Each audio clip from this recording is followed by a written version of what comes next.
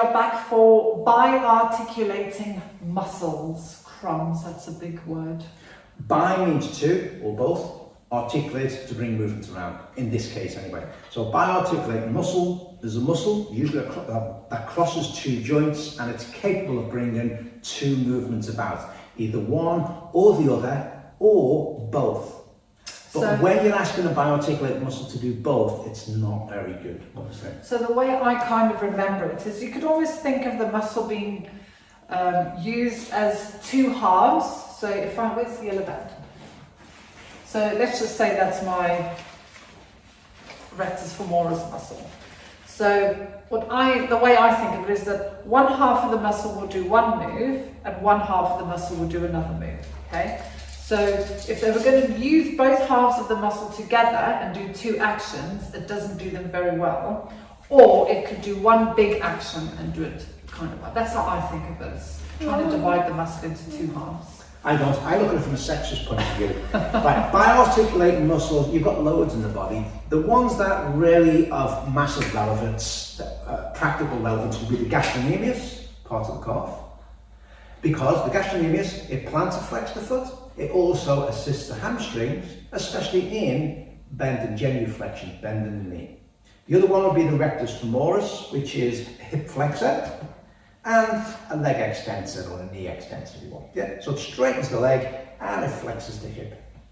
So this is the sexist analogy bit coming up now. Bit of a stereotype, but the analogy that women can multitask and men can't. So I view bi-articulating muscles as they're like men or anyone that can't multitask. It's good at doing one. So this muscle, for argument's sake, is good at either hip flexing or extending the leg. Ask it to do both at the same time, and it's not very efficient. It's not as good. For argument's sake, I'm going to ask, so, what Tanya said before, in this position, and it's a general movement pattern, this part of the rectus femoris, because it attaches to the pelvis and attaches to the tibial tuberosity down there, this part is in contraction because it's contracting. This part of the muscle is in contraction. That's the hard concept with bi-articulating muscles to get your head around. Is that one end of it can be doing one thing and the other one can be doing, because didn't we learn in school that when muscles contract, the whole one contracts? It doesn't happen. And it's more to do with cams, but that can get a bit complicated. I'm going to try and keep this simple.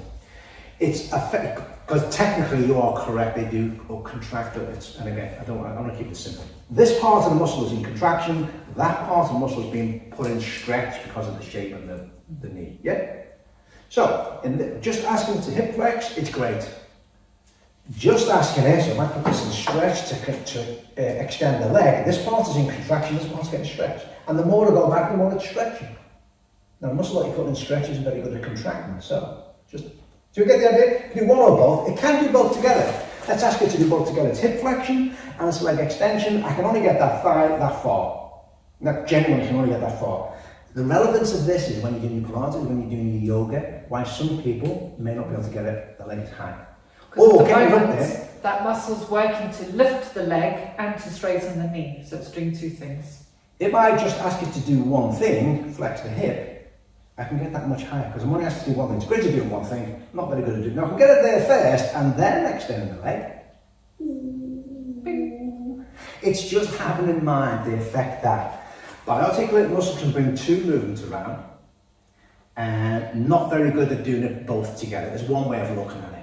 So what are the muscles? So you've got your gastrocnemius, you've got your rectus femoris, you've got your bicep, technically your abdominals, you can argue, because they cross the joints of the vertebrae. But anyway, the two problematic ones, or ones far more relevant, rectus femoris and the gastrocnemius.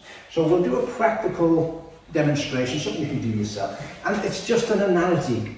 It's just knowing that you've got bi-articulating muscles, you'll know how you can work them in different ways. Because they exercise in different ways. The bicep is an example. Most people only exercise the bicep because it attaches there and it attaches initially crosses two joints. It can do that and it can do that. But it can do, to exercise it fully, you want to do all the combinations. So back there, you're exercising it. As you are there, you're exercising it. And then in between, just doing that, you're exercising it. And mix it. There's loads of different ways you can, if you know what a muscle is, where it attaches, but you can also know why something is happening in someone's body. let's use an example. Let's use this. So the gastrocnemius helps just bend the knee. It more correctly, it assists the hamstring. The relevance of this one. Yeah.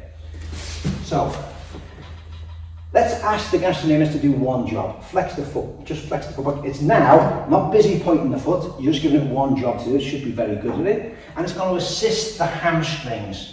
Yeah, because it's going. One job of the hamstrings is to keep the leg stable. That's the gastrocnemius job as well. The gastrocnemius job is to help the hamstrings out. So we're just asking it to help the hamstrings out now. Breathe in, as you breathe out, lift your bum up, people going up to the ceiling. So look how high you can get, because you're asking that to do just one job, lower down. Brilliant, happy days. Let's ask it to do two jobs now. Point the feet. You're now asking it to both point the feet and assist the hamstrings. Yeah, it's not very good at that. Away you go, lift up. Don't believe it, try it yourself. That just feels so much more challenging. Because you haven't got that much, just by changing the foot position. Now, this isn't the class, this isn't the video. Alter your feet the other way as well. Turn out, turn in. You're getting different muscles for different reasons. But you get the idea.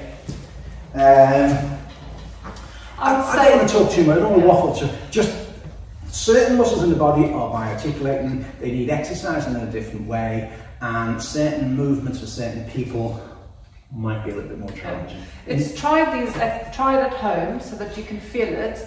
But it's also, you know, like when some people, especially more in Pilates I find, or maybe even yoga, when you sat up with your legs flexed and straight, while some people burn like anything, they get a lot of cramps there. So maybe just pointing the toes. Boat pose or teaser, when you're up in that position. If it's that bad, bend the knee, take that part out of it, so that can help them a little bit. Because yes, we don't want people to be comfortable when they're exercising, but if they're burning and in quite a lot of discomfort, they're not really focusing on the exercise, they've just got their brain on pain. Yeah. So have that in mind. Using the teasing as an example why people tend to, because you're asking to do two jobs at once. Not very good, not very efficient. It's not a more natural movement pattern either, to be honest with you. Yeah. We don't know, in nature, normal movement patterns, there's an argument to suggest you wouldn't be in that position. You'd be more, use running as an example. You're running, this part is flexed, that part is, this part is flexed, that part is stretched, and when you push off, it's the opposite. It swaps ends. That's the biggest concept to get your head around with by articulating muscles. Yeah, is the fact that hamstrings as well. Yeah, hamstrings. Missed hamstring, yeah, it's a big one. Hamstrings. I forgot about that one. Yeah, a big one actually. Yeah, how did I forget that one? Yeah, because they both bend the knee and they also extend the leg, extend the hip joint. Not the leg, extend the hip joint technically. Yeah. And again, they're capable of doing one or the other and both together, but not very good at doing both together. Why again, you sometimes get people cramping there because you're asking them to exercise that muscle, both ends. When in nature, a natural movement pattern, it's not. Again, natural movement pattern, in that part, this part is contracted, that part is in stretch. As you push off and walk, it's the opposite. You use it as a hip extensor. Most people generally tend to be weak in the hamstrings as a hip extensor.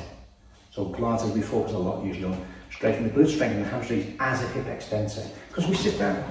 You sat down, this part of the muscle is in stretch. This part is short and contracted. Cyclists in particular, they tense up in this part of the hamstring more, they get hold more tension there. To some extent, tennis players as well. Hamstrings, especially low down, because they tend most of the time in that sort of position. Yeah, anyway. I know it can be quite a confusing topic to get your head around. It's taken me ages to understand it. But don't forget, this is a level 3 course, it's not part of your exam. So if you've watched this video and thought, oh my God, I've got no idea what you're on about, just put this video to one side and come back in 6 months' time once you've got some teaching experience, because you will see it more in the class when people start moaning about cramps and stuff. And then you'll have a better understanding. But we thought we'd put it in just because it is that's an explanation of what you see. If you can understand what you see, can you just jump up and just one more? It's a variation on one of the yoga, a Pilates move that I do. It's one of the reasons why trying to do it that way, just lifting one leg or both legs, just going to lift one leg because I'm feeling weak. That is so much harder than that. And I'm not forcing it, I'm genuinely trying to lift my leg as high as I can in this position. Why? And can you tell me what's happening? You should be able to now tell me what's happening. This is more contracted. That's contracted anyway because my legs are straight. The rectus smallest part. This is already contracted. The further back I go, I'm putting in a more natural movement pattern, which is this is getting stretched. In other words, I'm only really asking the muscle more and more to do one job at a time. That's why you can lift it higher there, but you can't there. That's probably the best explanation of the practicality of this particular video on biarticulated muscles. You should be able, if you know about biarticulated muscles, you'll be able to answer why that is so much more challenging than that. Even a little bit further back can make a big difference to some people.